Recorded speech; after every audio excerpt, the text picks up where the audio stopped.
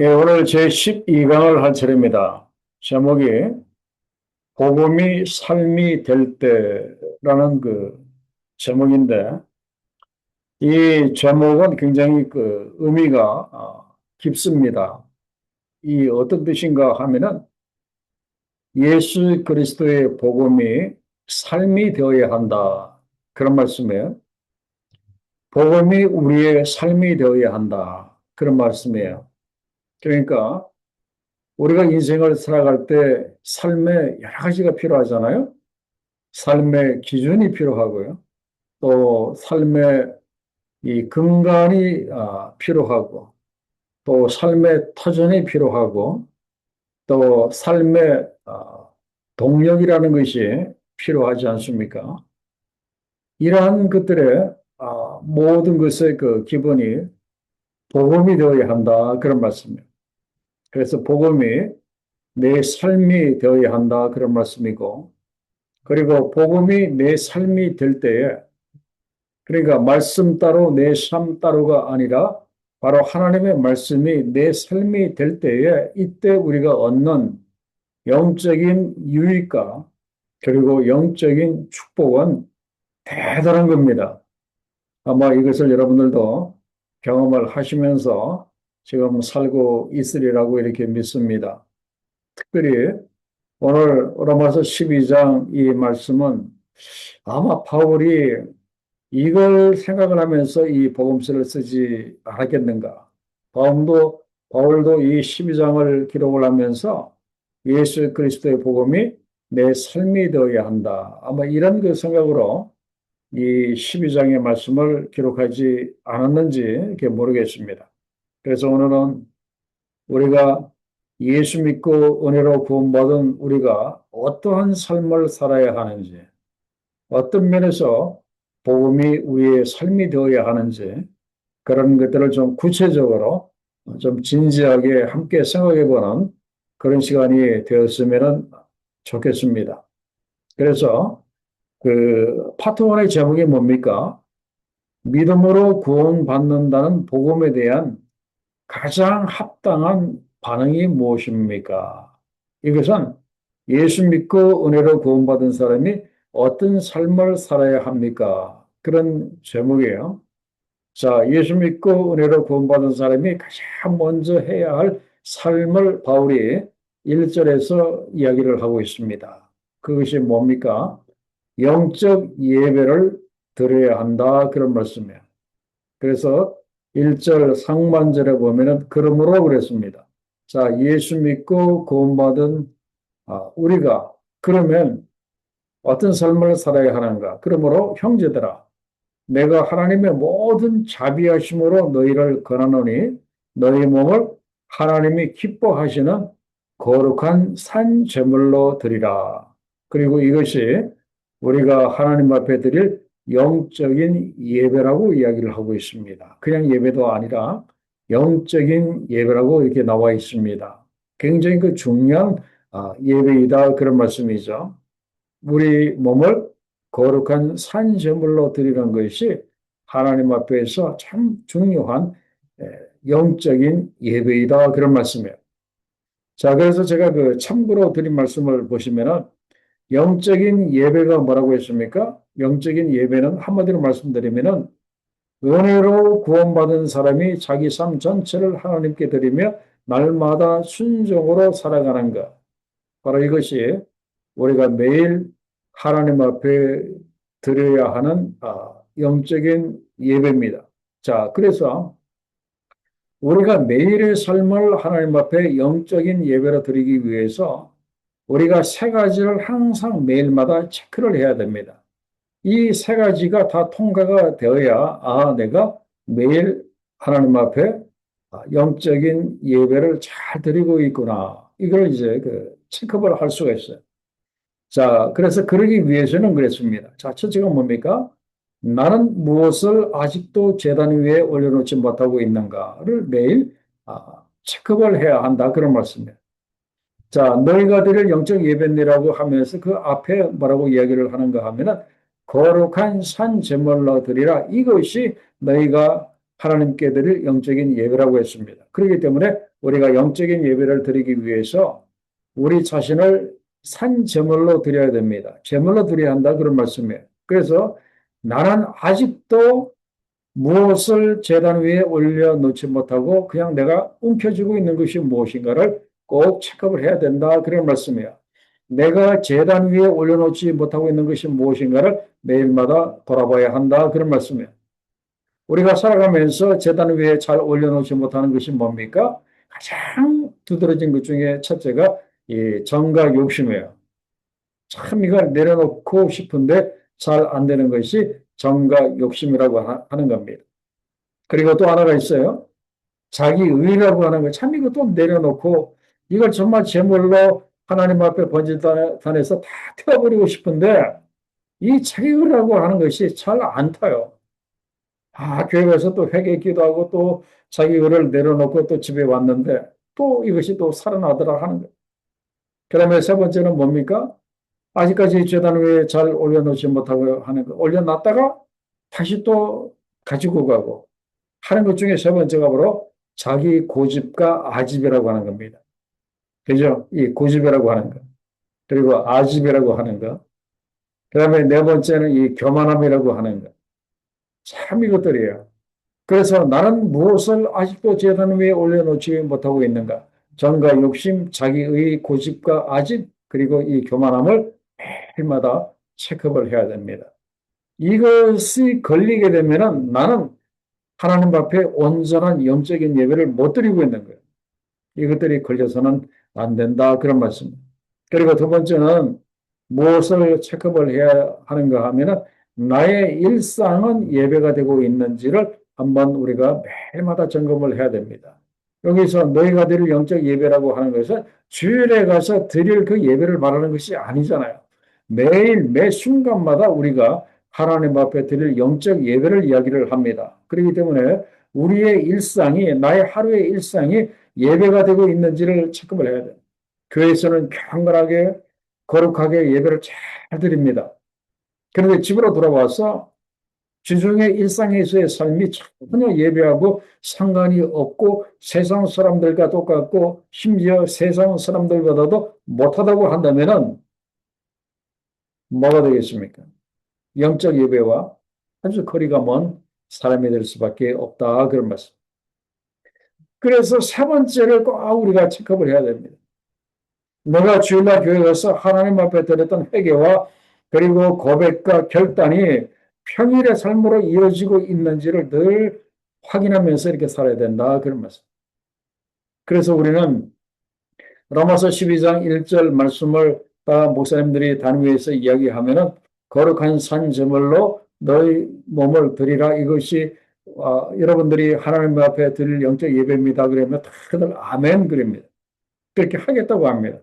그런데 교회 문 밖으로 나오면 내가 영적 예배라는 말에 아멘 했는데 그것이 어떻게 사는 건지 사람들이 모르고 그냥 이렇게 집으로 가는 거예요.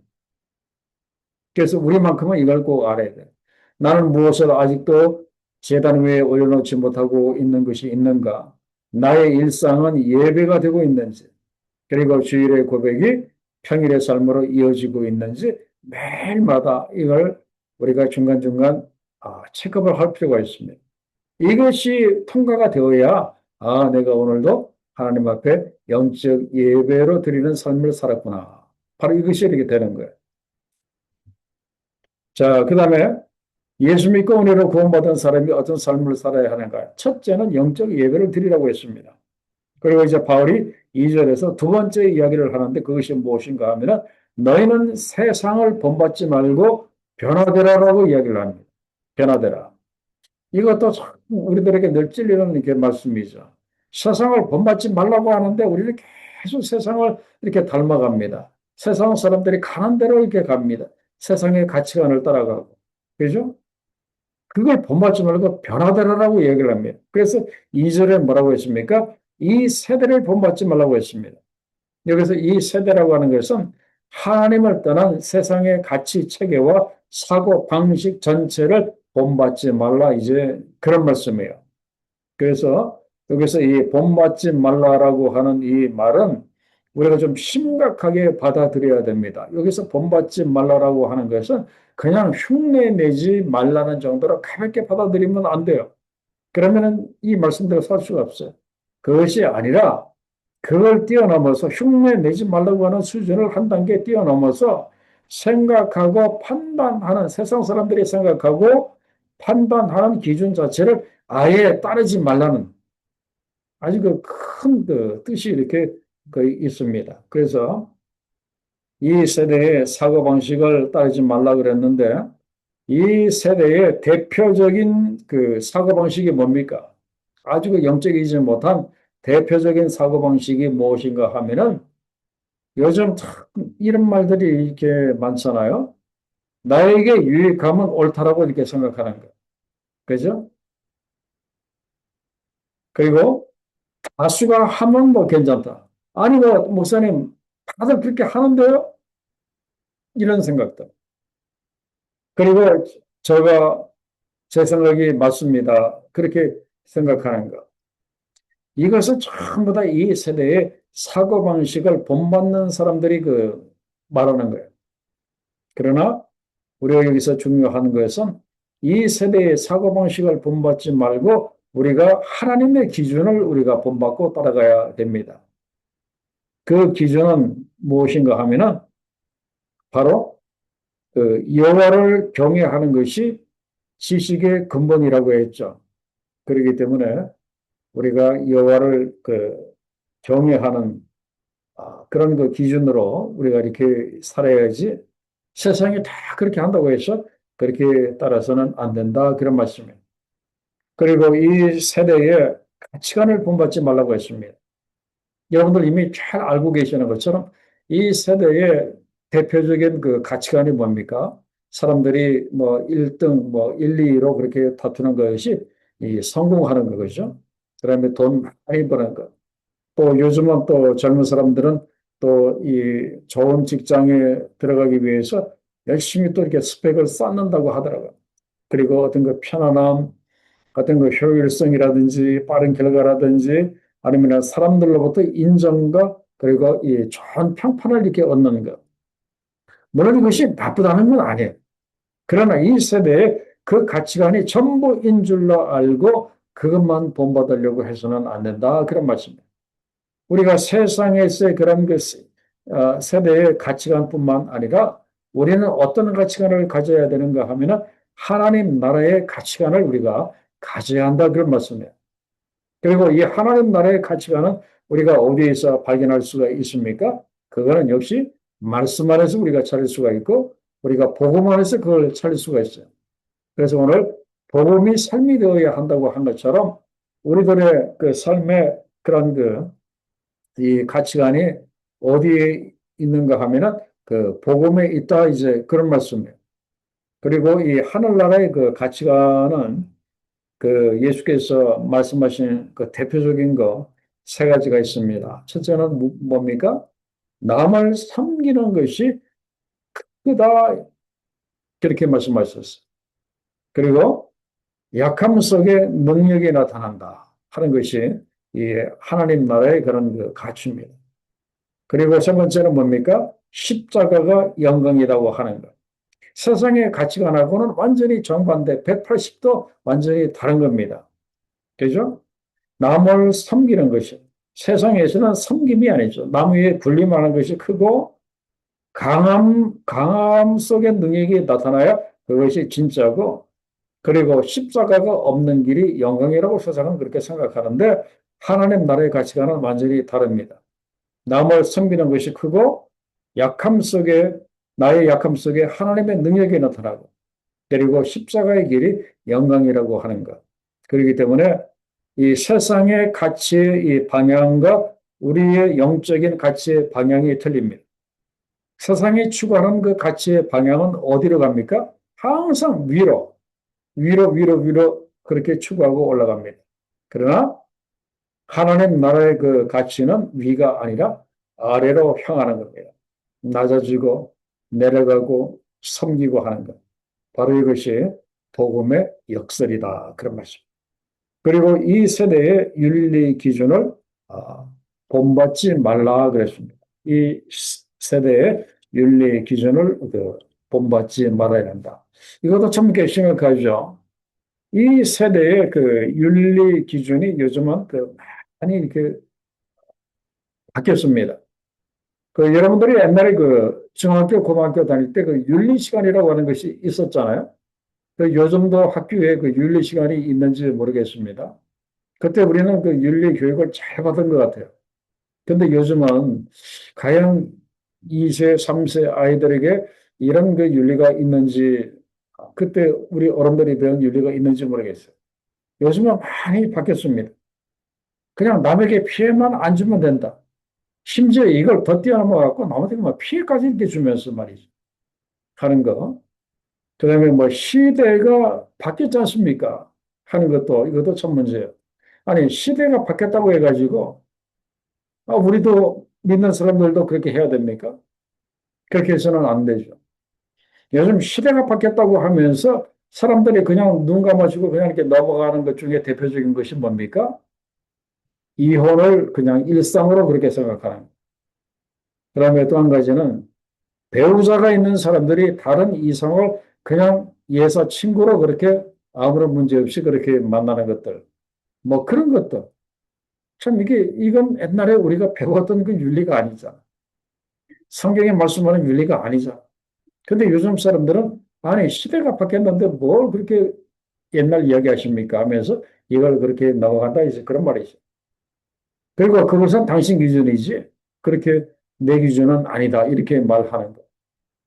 그러나 성경이 말씀하는 윤리 기준은 분명합니다. 뭡니까? 성경이 말씀하는 윤리 기준은 변하지 않는 하나님의 거룩함, 변하지 않는 하나님의 거룩함이 내 윤리의 기준이 되어야 됩니다. 변하지 않는 하나님의 거룩함이 내 윤리의 기준이 되어야 세상 사람들처럼 그렇게 엉터리 윤리에 우리가 빠지지 않는다. 그런 말씀입니다. 하나님은 분명히 말씀하셨어요. 내가 거룩하니 너희도 거룩하라. 이 이야기는 너의 삶의 윤리의 기준을 변하지 않는 나 하나님의 거룩함으로 삼아라. 그렇게 말씀을 하셨어요. 그렇기 때문에 이 엉터리 세상 윤리에 우리가 휩싸이지 않으려면은 하나님의 변하지 않는 하나님의 거룩함, 이걸 우리의 윤리의 기준으로 우리가 삼아야 한다. 그런 말씀입니다. 그리고 이 세대의 삶의 목표를 본받지 말라. 물론 이것이 나쁘다는 건 아니에요. 잘 먹고 잘 살다가 끝나는 것. 좋죠. 그리고 손해보지 않는 인생을 사는 거 좋아요. 그리고 안전한 노후를 그렇게 누리면서 사는 거 참 중요해요. 그러나 그것만이 우리의 삶의 목표가 되어서는 안 된다. 그런 말씀. 우리는 그 단계를 뛰어넘어야 된다. 그런 말씀이에요. 그래서 다섯 번째 어떻게 정리를 했습니까? 여기에서 본받지 말라고 한 것은 이 세상이 하나님 없이 생각하고 하나님 없이 판단하고 하나님 없이 살아가는 이 방식 전체를 본받지 말라 이제 그런 말씀이에요. 이것이 우리들에게 있어서 참 실제적인 내용이 두 번째, 세상을 본받지 말고 변화되라 이제 그런 내용이에요. 그 다음에 세 번째는 뭡니까? 하나님의 뜻을 분별하라 그랬습니다. 자, 거기에 보면은 2절 하반절에 이렇게 말합니다. 하나님의 선하시고 기뻐하시고 온전하신 뜻이 무엇인지 분별하도록 하라라고 그렇게 이야기를 하고 있습니다. 여기서 하나님의 온전하신 뜻이 무엇인지 찾도록 하라. 찾으라라고 그렇게 안 나와 있어요. 여기는 뭐라고 나와 있어요? 분별하라라고 이렇게 나와 있어요. 바울은 분명히 말했습니다. 찾으라가 아니라 분별하라라고 했습니다. 이 찾으라고 하면은 잘못하면은 하나님의 뜻은 하늘에서 갑자기 떨어진 어떤 비밀번호처럼 그렇게 생각을 하고 열심히 비밀번호를 이렇게 찾으려고 뭐 하는데 그것이 아니다 그런 말씀이에요.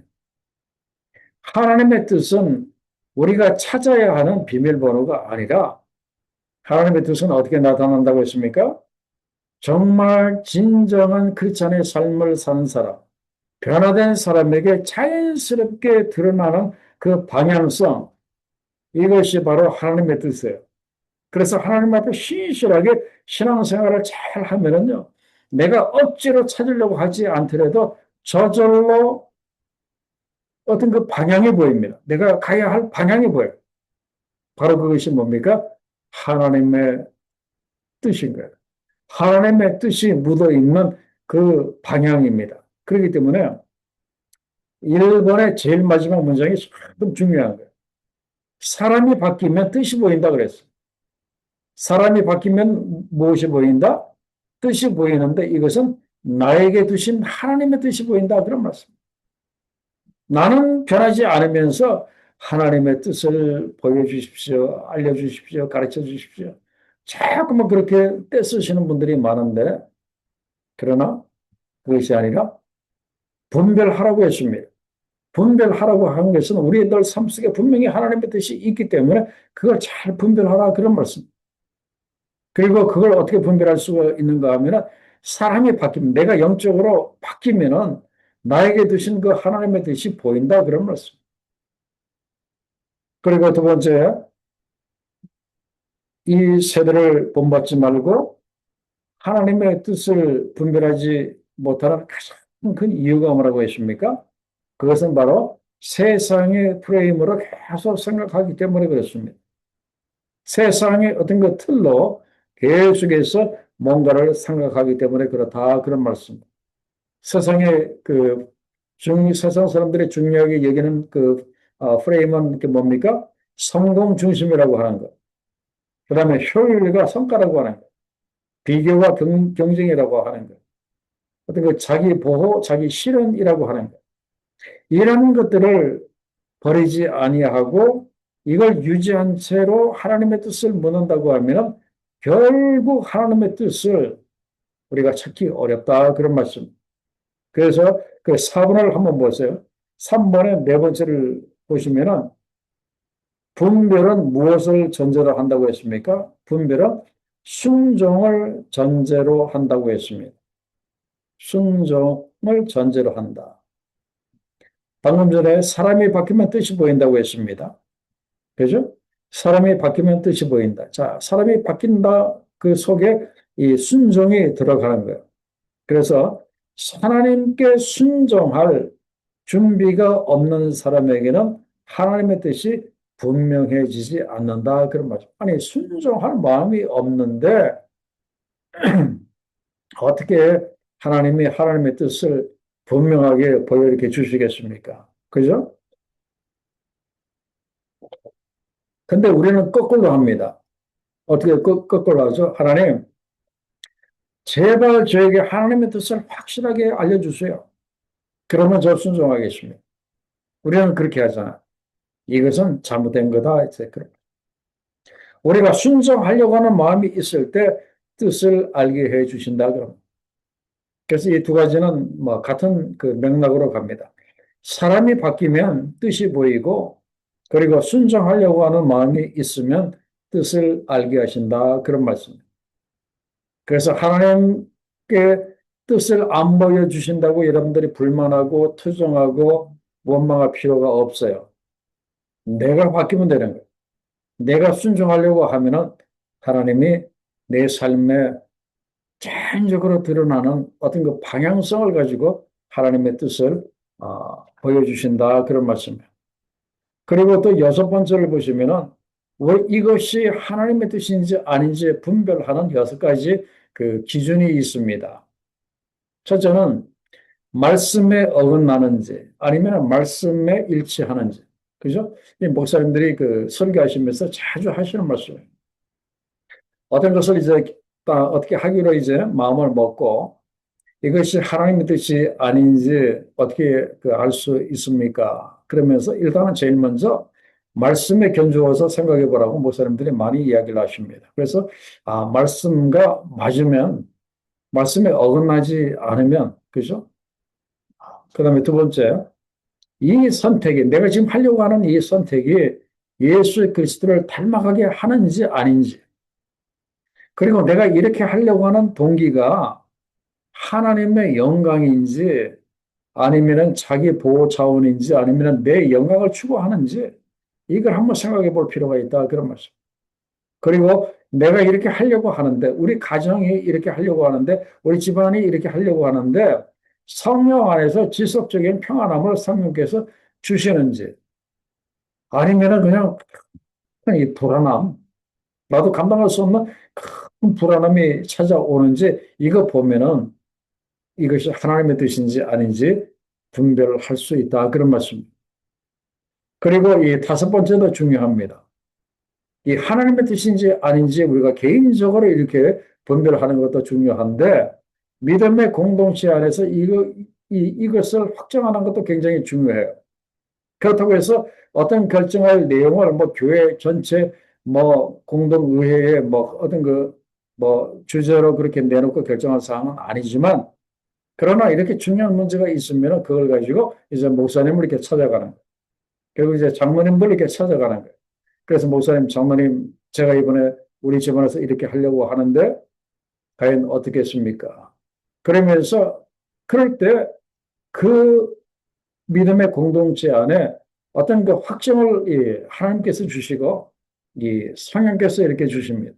그래서 목사님들이라든지 주의 종들, 장로님들이 전체적으로 집사님 그건 아닌 것 같은데요. 거의 다 그렇게 이야기한다면 그건 아닌 거예요. 이것도 굉장히 중요해. 그죠? 그 다음에 마지막 여섯 번째는 무엇인가 하면은 내가 지금 이렇게 가려고 하는 이 길이 나를 겸손과 사랑으로 나를 이끄는지, 아니면 지금 가려고 하는 이것이 나를 참 이 교만함 때문에 내가 이쪽 길로 가려고 하는지. 그죠? 이걸 한번 우리가 이 여섯 가지 질문을 이렇게 해 보면서 이 여섯 가지에 거의 다 이렇게 맞아야 돼요. 이 여섯 가지에 거의 다 맞아야 내가 이렇게 하려고 하는 것이 하나님의 뜻이구나 그렇게 알 수가 있다 그런 말씀. 이 여섯 가지에 다 걸린다면은 그건 심각한 문제가 있는 거예요. 다시 한번 생각해 볼 문제가 있다 그런 말씀. 자, 그다음에 네 번째는 뭡니까? 우리 은혜로 구원받은 사람이 어떤 삶을 살아야 하는가? 자, 첫째는 영적인 예배를 드리라고 했습니다. 그리고 두 번째는 세상을 본받지 말고 변화되라고 했습니다. 그리고 세 번째는 매일마다 하나님의 뜻을 분별하라고 했습니다. 그러려면 사람이 바뀌어야 되고 순종하려고 하는 마음이 있어야 한다. 이렇게 배웠어요. 그러면 네 번째는 뭡니까? 우리 자신을 거룩한 산 제물로 드리라. 그렇게 이야기를 하고 있습니다. 거룩한 산 제물로 드리라라고 이야기를 하고 있어요. 자, 이 거룩한 산 제물이라고 하는 이 말씀을 이제 제가 히브리서 말씀에서 지금 이렇게 참고를 했는데, 히브리서 10장 5절과 7절의 말씀을 보시면은요, 이 말씀이 참 이렇게 은혜가 되는 그 말씀이에요. 그러므로 주께서 세상에 임하실 때, 바로 그 초림 때 그 이야기를 합니다. 2000년 전에 예수께서 이 세상에 오실 때에 이르시되 하나님이 제사와 예물을 원하지 아니하시고, 바로 이것은 늘 책망을 받았던 구약시대 사람들이 형식적으로 드렸던 그 제사와 예물을 그 이야기를 하는 거예요. 하나님이 제사와 예물을 원하지 아니하시고 오직 나를 위하여 한 몸을 예비하셨도다. 지금 누가 말씀하시는 거예요? 예수께서 말씀을 하시는 거예요.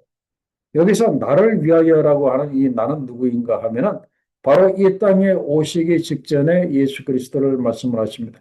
성육신 하시기 전에, 이 세상에 오시기 전에 하나님 보좌 우편에 계셨을 때 그 예수님을 말합니다. 바로 그 예수님을 위해서 한 몸을 예비하셨다고 했습니다. 이 몸은 무엇인가 하면은 바로 예수께서 이 세상에 입고 오실 성육신 하신 그 몸을 이야기를 합니다. 그죠? 바로 이 성육신 하실 이 몸이라고 하는 것은 바로 뭡니까? 속죄 제물로 드려질 그 몸을 이야기를 합니다. 속죄 제물로 드려질 몸을 이야기를 합니다. 그러면서 7절 하반절에 보면은 하나님의 뜻을 행하려 왔나이다 라고 그렇게 이야기를 하는데, 여기서 하나님의 뜻을 행하려 왔다고 하는 것이 바로 예수께서 세상에 오신 목적을 이야기를 하는 겁니다. 그건 뭡니까? 하나님의 뜻을 이루는 것이 바로 예수께서 세상에 오신 가장 중요한 그 목적이에요. 그런데 그 하나님의 뜻을 이루는 것이 뭡니까? 그것은 한마디로 말씀드리면 자신을 속죄 제물로 드리는 거예요. 이걸 위해서 예수께서 세상에 오셨다. 그런 말씀입니다. 제가 이 말씀을 왜 드리는가 하면은 우리 자신도 오늘 로마서 말씀에서 거룩한 산 제물로 드리라고 이야기를 합니다. 그렇기 때문에 우리도 예수님처럼 우리 생애를, 우리의 삶을 화목 제물로 드릴 수 있어야 한다. 그런 말씀. 누구와 누구 사이에 화목? 하나님과 그리고 믿지 않는 사람들 그 사이에서 그 중재 역할을 하는, 감히 인간이 그렇게 한다고 하기는 좀 그렇지만, 그러나 화목제물로 드려질 우리의 그 몸을 그 이야기를 합니다. 이것이 바로 우리가 드릴 거룩한 산 그 제물입니다. 근데 바울이 이것이 100% impossible, 불가능하다면 이 이야기를 왜 했겠어요? 1절 하반절에 거룩한 산 제물로 드리라. 드릴 수 있으니까 그렇게 드리라는 거 아니에요. 그죠? 거룩한 산 제물. 너희 자신을 living sacrifice. 그죠? 화목제물로 이렇게 드려라. 그래서 내 인생을 완전히 하나님께 드림으로 인해서 세상에 한 사람이라도 예수 믿고 구원을 받는다면 나는 기꺼이 화목제물로서의 그 삶을 이렇게 산 거예요. 하나님 얼마나 이렇게 기뻐하시겠습니까? 나를 드림으로 인해서 나 자신을 불에 태워서 드리는 제물로 나 자신을 드림으로 인해서 그 지옥 갈 수밖에 없었던 그 한 영혼이 하나님과 화목하고 그가 구원을 받는다면 이것보다도 더 귀중한 일이 어디 있겠어? 이걸 바로 거룩한 산 제물로 너희 자신을 드리라 그런 말. 할 수 있으니까 그렇게 하라고 한 거지 않습니까? 그래서 우리도 예수께서 이 땅에 자신을 속죄 제물로 드리기 위해서 오신 것처럼 우리도 뭐 세상 모든 사람을 위해서 그렇게 할 수는 없겠지만 최소한 어떤 한 사람 한 영혼을 위해서 우리 자신을 좀 이렇게 드릴 수 있었으면 좋겠습니다. 자, 그 다음에 이 다섯 번째는 뭡니까? 날마다 죽으라고 했습니다. 날마다 죽어라. 이것이 고린도전서 15장 31절에 보면은 나는 날마다 죽노라 그랬습니다. 나는 날마다 죽노라. 자, 우리 하나님은 우리가 예배 참석해서 말씀 듣고 그리고 찬송하기만을 원하지 않는다. 그런 말씀. 한 단계 더 나아가서 우리 몸을 제물로 드리기를 이렇게 원한다. 이제 그런 말씀이에요. 제물로 드리기를 이렇게 원한다. 그런 말씀이에요. 그러기 위해서는 우리가 어떻게 해야 됩니까? 날마다 우리가 죽어야 합니다. 날마다 이렇게 죽어야 돼. 날마다 우리가 죽어야 돼. 그죠? 나의 옛사람이 날마다 죽어야 한다. 그런 말씀. 자기 의로 똘똘 뭉쳐져 있고, 이 숨은 정과 욕심으로 뭉쳐져 있고, 이 교만한 나의 옛사람이 날마다 죽어야 우리가 우리 자신을 거룩한 산제물로 드릴 수 있다. 그런 말씀이에요. 제물이라고 하는 것은 뭡니까? 이미 죽었기 때문에 제물은 말이 없어요. 그리고 나는 죽고 아무것도 없습니다. 내 것이 없어요. 그래서 이렇게 되어야 되어야 된다. 그렇게 바울은 이야기를 합니다. 그 다음에 바울은 또 어떤 이야기를 하는가 하면은 그리스도를 본받으라 그랬습니다. 그리스도를 본받으라. 그리고 그 일곱 번째는 마음을 새롭게 하라 그랬습니다. 자, 2절에 보면 이렇게 뭐라고 했습니까? 오직 마음을 새롭게 함으로라고 이야기합니다. 이 마음을 새롭게, 자, 마음을 어떻게 새롭게 할 수 있겠습니까? 이것은 한마디로 말씀드리면 성령 안에서만 가능합니다. 성령은 우리를 새롭게 하시는 하나님의 영입니다. 그래서 바울이 디도서 3장 5절과 6절에서 그렇게 이야기를 하고 있습니다. 거기 보면은 자, 5절 하반절을 보세요. 그 하나님께서 우리를 구원하셨는데 우리를 그 어떻게 구원을 하셨는가 하면은 우리의 어떤 그 행위를 보고 우리를 구원하신 것이 아니라 하나님의 그 긍휼하심 때문에 우리가 구원을 받았고 그 긍휼하심을 받고 우리를 어떻게 새롭게 하셨는가 하면은 중생의 씻음과 성령의 새롭게 하심으로 이제 우리를 새롭게 만드셨다 이제 그런 말씀이에요. 그래서 그 6절 하반절에다 보면은 그 성령을 풍성히 부어주사라고 그렇게 나와 있는데 이 중생의 씻음이라든지 성령의 새롭게 하심이라든지 그다음에 성령을 풍성히 부어주사 이 세 가지는 다 같은 내용인데 한마디로 말씀드리면 성령 안에서 이제 그런 말씀입니다. 그래서 성령은 우리를 새롭게 하시는 영이다 이제 그런 말씀이에요. 그래서 우리가 새로워지려면은 성령을 통해서 우리가 새로워져야 한다 이제 그런 말씀이에요. 근데 그러려면 우리가 성령을 받아야 되는데 우리가 성령을 어떻게 하면 받습니까? 성경에 분명히 나옵니다. 너희가 회개하고 예수 그리스도의 피로 너희가 제사함을 받으면 너희가 성령을 그 선물로 받는다고 분명히 성경이 말씀하고 있어요. 그렇기 때문에 우리가 성령으로 우리가 새로워지려면 우리가 제일 먼저 회개를 해야 돼요. 열심히 회개를. 그리고 진심으로 우리가 회개를 해야 돼요. 자, 우리가 회개할 그 내용이 무엇인가 하면은 제가 한번 생각해 봤더니 한 6가지 정도가 이렇게 있더라고요. 그 첫째는 내가 속으로 하나님을 은근히 업신여기는 이 교만의 죄를 우리가 회개를 해야 됩니다. 뭐 하나님도 어쩔 수 없네 하는 뭐 그런 생각. 하나님도 내 이 문제는 어떻게 하시지 못하네 하는 이런 그 교만의 죄를 회개를 해야 돼요. 그리고 하나님을 온전히 믿지 못하고 온전히 경외하지 못하는 이 죄를 회개를 해야 돼요. 그리고 세 번째, 하나님보다도 더 사랑하는 우상 숭배의 죄를 철저하게 회개를 해야 돼요. 안 그런 것 같은데 이건 거의 다 가지고 있어요. 하나님보다도 더 이렇게 중요하게 여기는 우상들을 한두 가지 다 가지고 있다 그런 말씀. 이걸 회개를 해요. 그다음에 네 번째도 무엇인가 하면은 하나님이 주신 것으로 만족하지 못하는 탐심을 회개를 해야 돼요. 이것도 우리들의 심각한 문제 중에 하나예요. 하나님이 나에게 은혜와 축복으로 주신 것으로 만족하지 못하고 계속해서 그 욕심 부리는 거. 자꾸만 하나님 안에서 만족하지 못하고 자꾸 세상을 기웃거리면서 거기에서 뭔가 이렇게 얻으려고 하는 거. 이 탐심을 회개를 해야 된다. 그럼. 그리고 다섯 번째는 성령을 환영하고 높여드리지 못하는 그 죄를 회개를 해야 됩니다. 성령을 마치 자기의 종처럼 자기의 어떤 그 수종처럼 그렇게 부리는 필요할 때만 찾는 그런 그 죄를 우리가 해결을 해야 된다. 그럼 제가 지난번에 말씀드렸죠. 성령은 어떤 그 물질적인 물리적인 어떤 그 기운이 아니라고 제가 분명히 말씀드렸어요. 이 성령은 삼위일체 하나님 중에 한 분이십니다. 바로 이분이 하나님이시다 그런 말씀. 성령 하나님. 그죠? 그래서 우리가 성령님을 우리가 환영하지 못한 죄를 회개를 해야 되고, 그리고 여섯 번째는 내가 주인이 되어서 성령을 앞서 행하는 죄를 우리가 회개를 해야 합니다. 성령을 항상 내 옆에다가 두고 나를 도와주는 헬퍼 정도로만 마치 내가 이 주인이고 성령을 내 옆에 조수처럼 그렇게 부리는 이 죄를 우리가 회개를 해야 한다. 그런 말씀.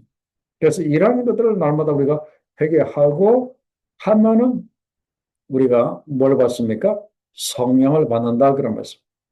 성령을 받는다고 하는 그 의미는 바로 성령 안에서 우리가 새로워진다 그런 말씀. 그래서 회개하는 사람이 새로워집니다. 그죠? 회개 안 하면은 참 문제 많아요.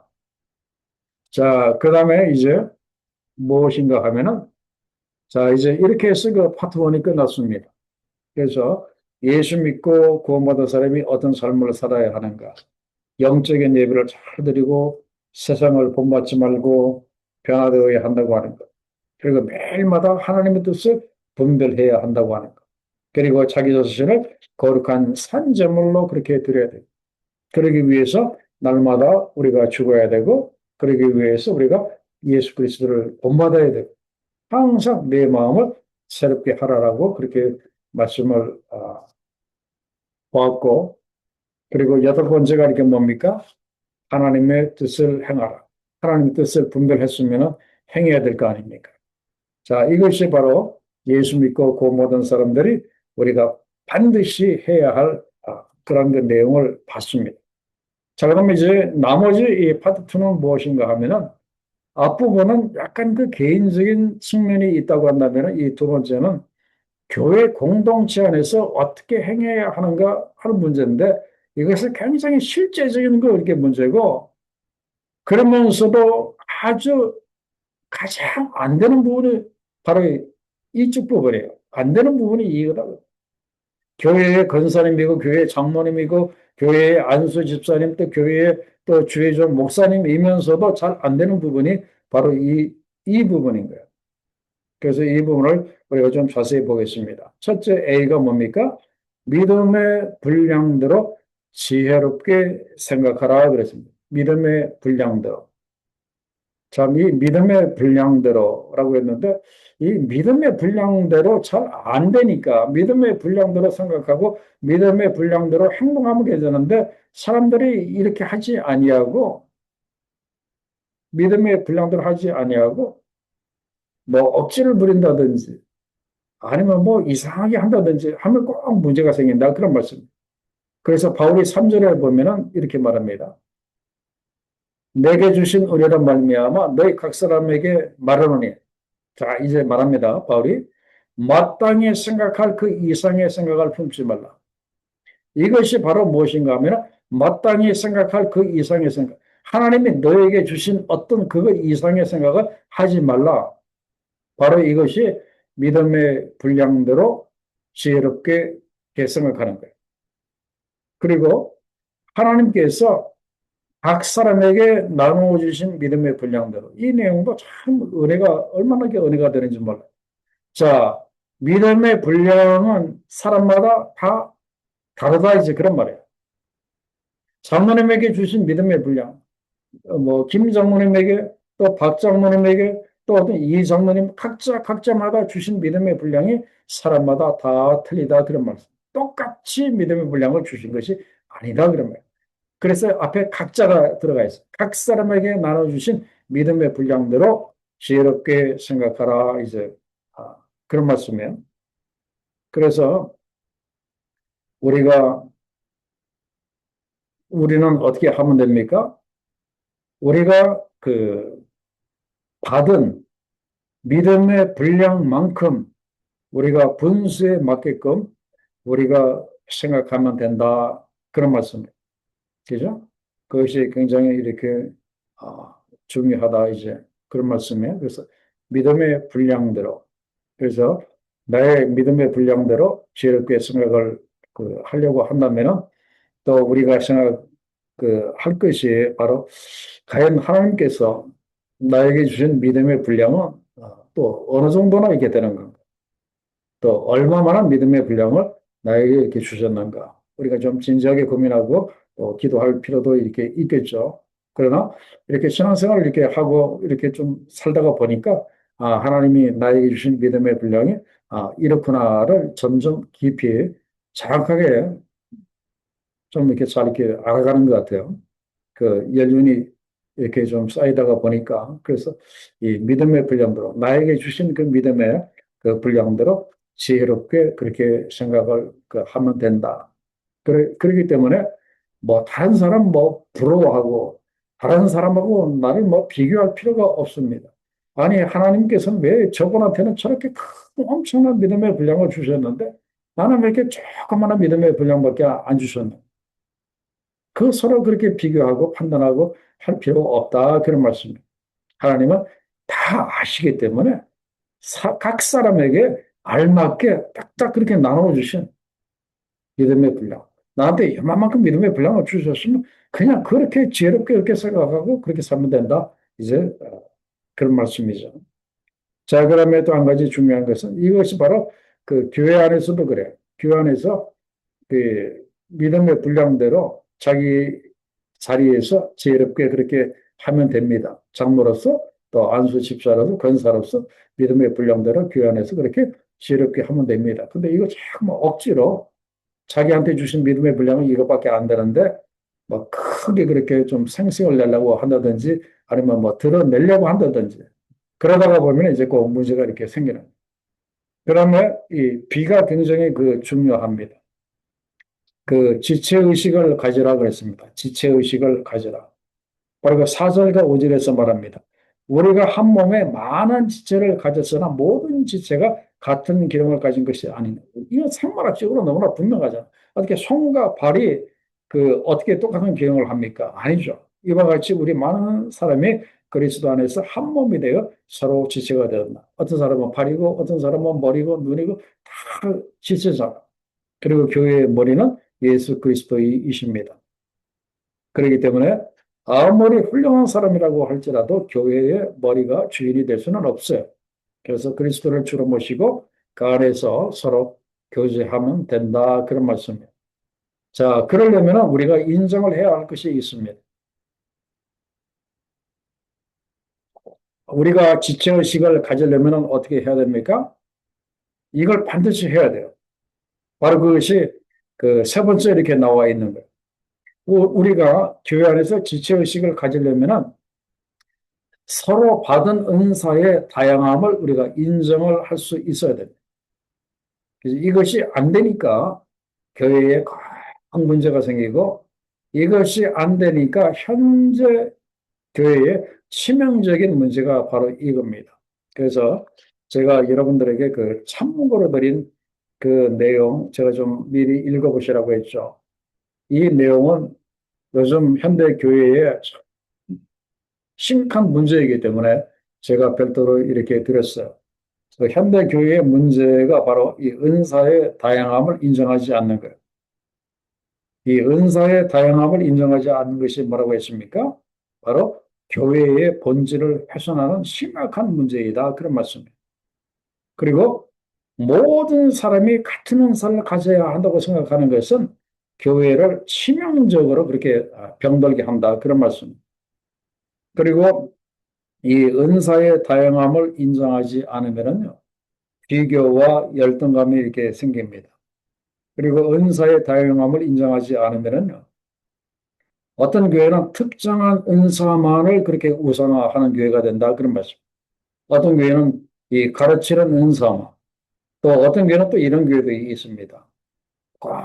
꼭뭐 방어를 해야 된다고 이야기하는 교회도 있고, 그리고 또 신유를 굉장히 그렇게 하고, 또 어떤 교회는 또 그냥 뭐 기도만 그렇게 또 강조하고, 또 어떤 교회는 매일 새벽 기도라든지 주일날 교회 와서 목사한테 안수 기도를 받아야 한다는 것만 또 그것만 그렇게 또 강조하는 교회도 있고, 또 어떤 교회는 행정 능력이라든지 아니면 교회에 뭐 이렇게 재정 뭐 그렇게 하는 거, 그걸 이렇게 높이는 거. 이 특정 은사만 이렇게 우상화하게 된다. 그런 말씀. 그리고 은사의 다양함을 인정하지 않으면요, 서로를 판단하게 된다. 그런 말씀. 그래서 일단 교회 안에 판단이 들어오면은 그 교회는 병들고 그리고 망할 수밖에 없어요. 그래서 우리가 조심해야 될 것이 은사의 차이를 영성의 차이로 착각해서는 안 된다. 그런 말. 절대로 착각해서는 안 되는 부분이 이거예요. 그래서 예를 들어서 뭐 꼭 그런 분들은 뭐 없겠지만은 뭐 기도의 은사를 받았다고 하는 그 사람들 중에 기도의 은사를 받은 사람만이 뭐 영성이 굉장히 높다라든지 아니면 뭐 방언을 뭐 하루에도 몇 시간씩 하는 사람이 뭐 영성이 높다라고 한다든지 아니면 매일 하루에 서너 시간씩 나가서 뭐 길에서 전도하는 사람만이 뭐 영성이 높다고 한다든지 이런 것들 말이죠. 이 사람마다 그 받은 은사가 틀리기 때문에 다 그렇게 하는 건데, 그래서 어떤 사람은 기도하고, 어떤 사람은 방언하고, 어떤 사람은 뭐 말씀 전하고, 어떤 사람은 나가서 이렇게 전도하는 건데, 그 은사의 그 차이를, 은사에 사실 차이가 없거든요. 그런데 이 은사가 제일 수준이 높다. 그 다음에 두 번째가 뭐다. 자기 나름대로 이렇게 딱 정해놓고, 그 은사의 차이를 영성의 차이로 그렇게 착각하게 된다. 그런 말씀입니다. 왜 이런 일이 벌어지는가? 바로 은사의 다양함을 인정하지 않으면 교회에 꼭 이런 문제가 생겨요. 그래서 네 번째 일이 꼭 벌어집니다. 사역의 균형이 와르르 무너질 수밖에 없다. 한 은사만 몇 가지 한두 개의 은사만 강조하면은 교회의 기능이 마비가 된다. 그런 말씀. 그리고 다섯 번째 이 일이 꼭 벌어집니다. 교회 안에 갈등이 생기고 꼭 분열이 생긴다. 그런 말씀. 그래서 결국 여섯 번째 일이 벌어집니다. 은사의 다양함을 인정하지 않으면요, 결국 어떤 중심의 교회가 되는가 하면은 예수 그리스도가 중심이 아니라 사람이 중심이 되는 교회가 될 수밖에 없다. 그런 말씀. 하나님께서 우리들에게 은사를 왜 주셨어요? 그게 여섯 번째 나와 있죠. 은사를 주신 목적은 자기 가시하라고 주신 것이 아니다. 그런 말씀. 교회를 세우라고 이렇게 주셨다. 그런 말씀이에요. 근데 하지만 은사의 다양성을 인정하지 않으면 교회 안에서 꼭 이런 그 비극적인 이런 일이 벌어집니다. 누가 다 뛰어난가? 판단하고 재고. 누가 더 은혜로운가? 누가 더 영적인가? 정말 사람들이 이걸 이렇게 따지게 이렇게 됩니다. 그러면은 자연적으로 교회 중심은 예수님이 아니라 사람의 능력이 중심이 되고 그리고 사람이 교회의 중심이 될 수밖에 없다. 그런 말씀입니다. 그래서 결론을 제가 어떻게 드렸습니까? 모든 은사는 공동의 유익을 위해서 주셨다. 그런 말씀입니다. 결국 성숙한 교회는 모든 사람이 같은 일을 하는 교회가 아니라, 그죠? 모든 사람들이 한 일만 하는 교회가 아니라 서로 다른 은사를 인정하고 존중하고 그리고 전체 지체들이 하나의 몸으로 이제 협력하는 그 교회. 어떤 사람은 손으로, 어떤 사람은 발로 잘 그렇게 자기 지체로 그렇게 협력하는 교회다. 그래서 중요한 것이 뭡니까?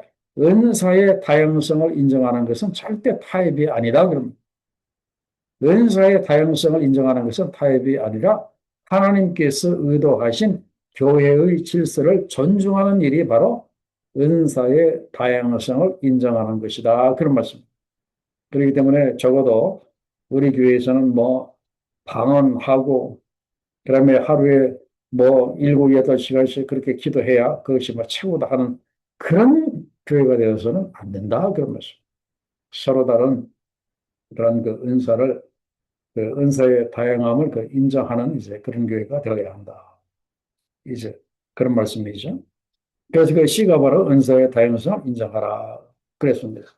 자, 그러면서 이제 그다음 그 내용은 이제 무엇인가 하면 이제 그 은사의 그 이야기가 쭉 나옵니다. 그 6절로부터 7절 쭉 보면은 자, 우리들에게 은혜로 주신 그 은사가 각각 다르다 그랬습니다. 그래서 예언이라든지 섬기는 거라든지 그다음에 가르치는 그 은사라든지 그다음에 그 8절에 보면은 위로하는 은사, 구제하는 은사, 다스리는 은사, 그리고 긍휼을 베푸는 이제 그런 그 은사를 그 이야기를 그 하고 이렇게 있고, 그리고 가장 큰 은사는 무엇이라고 했습니까?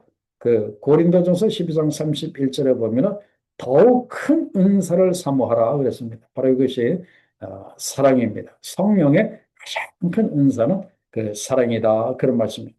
그리고 그 사랑의 은사가 15가지로 나타난다가 그 이해합니다. 사랑이 있을 때 할 수 있는 일들 15가지가 거기에 보면 쭉 나와요. 자, 그래서 구절에 뭐라고 했습니까? 바로 악을 미워하고 그랬습니다. 그래서 악을 미워하는 그 사랑. 그래서 사랑은 악을 미워하고 선하신 하나님 편에 서게 한다. 그런 말씀. 그리고 두 번째는 가족 같은 사랑입니다. 여기 보면 형제를 사랑하고 서로 우애하고 존경하고 자 교회 안에서 형제 간에 싸우지 않고 서로 우애하게 된다. 이제 그런 말씀이죠. 그 사랑의 은사. 그리고 세 번째는 부지런한 그 사랑. 그 11절에 부지런하여 게으르지 말라. 그래서 예수님 안에서 하나님을 진정으로 사랑하는 사람은 부지런한 그 사람입니다. 그리고 네 번째 뭡니까? 환난 중에 참고 소망을 갖는 게 사람. 그래서 하나님을 깊이 사랑하는 사람은 어떤 상황 속에서도 사람들 때문에 절망하지 않는다. 그런 말씀. 심지어 상대방의 모든 것을 믿어주고 모든 것을 바라고 모든 것을 견디게 된다. 그런 말씀. 그리고 이 기도하는 사람도 중요해요. 하나님을 사랑하는 사람은 환난 중에도 항상 기도하기를 힘쓴다. 그런 말씀. 그리고 섬기는 사람도 사랑은 도움이 필요한 성도를 도와준다. 그런 말씀. 그리고 일곱 번째는 뭡니까?